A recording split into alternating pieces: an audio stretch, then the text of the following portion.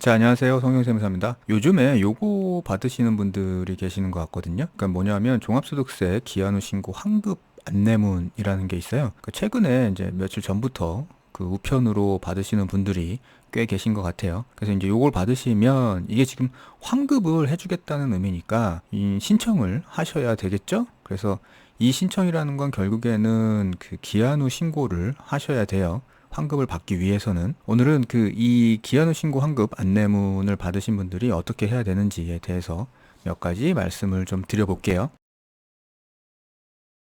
일단 안내문을 보시면 이게 안내문을 받으시는 분도 있으시고요. 아니면 안내문을 못 받으실 수도 있죠. 그럴 때는 이제 홈택스에서 뒤에 말씀드리겠지만 이 환급금 조회를 해 보시면 되고요. 여기 안내문에 보시면 지금 과세년도 이렇게 안내하고 있고요. 그리고 환급받아야 될 세금이 있어요. 그러니까 24,000원, 개인 지방소득세는 2,400원 이렇게 나와 있거든요. 근데 이게 이제 한 해만 나와 있는 게 아니라 여러 해가 나와 있을 수도 있고요. 그다음에 지금은 이제 과거분이죠. 2018년. 이게 단순히 지난해 2022년도만 나와 있는 게 아니고요. 이렇게 오래된 건들도 그러니까 이번에 나올 수 있거든요. 그래서 여기 2018년이 될 수도 있고요. 19년이 될 수도 있고 그다음에 뭐 작년이 될 수도 있겠죠. 그래서 요걸 확인하시면 여기 나와 있는 금액을 환급 받을 수 있다는 거니까 이제 지금부터는 신고를 하고 환급을 받으시면 됩니다. 이게 주로 이제 어떤 경우냐 하면 대부분 사업소득으로 3.3% 원천 징수를 받으시는 분들, 그러니까 뭐 예를 들어서 배달 라이더 하셨던 분들, 그리고 학원 강사나 뭐 이런 여러 가지 인적 용역 소득으로 지급받으신 분들은 이 3.3%의 원천 징수 세율을 적용받거든요. 그러면 이게 웬만하면 보통은 사업소득에 대해서 종합소득세 신고를 하시라고 안내문이 나오게 되는데 이런 안내문을 받아도 금액이 뭐 굉장히 적다고 생각하셔가지고 신고를 하지 않으시는 경우들이 꽤 있어요. 종합소득세 신고를. 그러니까 이렇게 신고를 하지 않으면 환급액이더라도 환급을 받지 못하겠죠. 그래서 이제 그 부분에 대한 안내문인 거고요. 보통은 환급이라는 의미 자체가 원천징수 세금, 그러니까 내가 소득을 지급받을 때 원천징수로 떼어갔던 세금이 실제 계산했을 때 납부해야 될 종합소득세보다 큰 경우, 그러니까 남은 경우죠.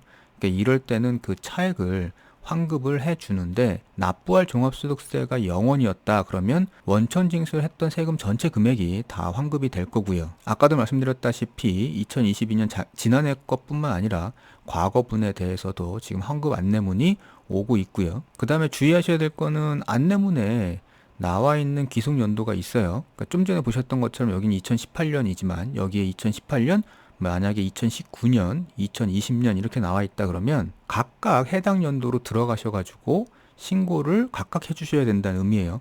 뭐냐 하면 2018년, 2019년, 2020년이다 그러면 이 해당 연도로 들어가셔가지고 종합소득세 기한 후 신고를 하나, 둘, 세 번을 해주셔야 된다는 얘기겠죠. 자, 이제 실제로 이렇게 기한 후 신고를 해가지고 환급 신청을 하는 것까지 해볼게요. 일단 지금 홈택스 화면인데 홈택스 화면이 많이 바뀌었죠. 그러니까 요번에 최근에 화면 구성이 바뀌었어요. 그러니까 기존의 홈택스가 뭐 익숙하다. 그러시면 상단 우측에 기존 홈택스 메뉴 보기를 사용하시면 되고요. 일단 화면이 바뀌었으니까 바뀐 화면으로 말씀을 드려볼게요. 첫 번째는 여기에 이제 제일 왼쪽에 보시면 세금 신고라는 게 있고요. 이 세금 신고에 커서를 대고 보면 이제 밑으로 그 신고해야 되는 세목들이 떠요. 그 중에서 종합소득세 신고, 그리고 그 중에 또 모두 채움 단순 경비를 신고로 들어오시면 됩니다. 들어오시면 이제 이런 화면이죠. 여기 화면 중에 일단 여기 종합소득세 환급금 조회라는 메뉴가 있어요. 그러니까 여기를 탭해가지고 들어오시면 이런 화면이 뜨거든요. 이게 팝업 창으로 열리는데 여기에 지금 조회하기를 하시면 내 이름이랑 생년월일이 뜨고요.